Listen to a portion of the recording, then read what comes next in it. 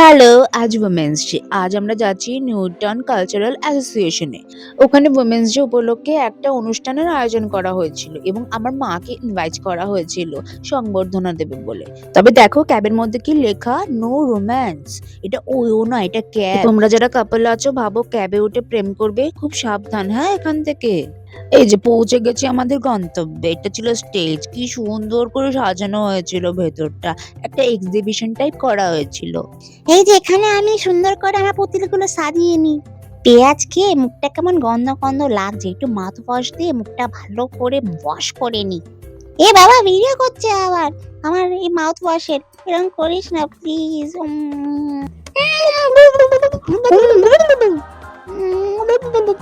কি গো কেমন আছো? এই যে আমার মেয়ে এসছে, ওর ভিডিও থেকে সাবধান হ্যাঁ।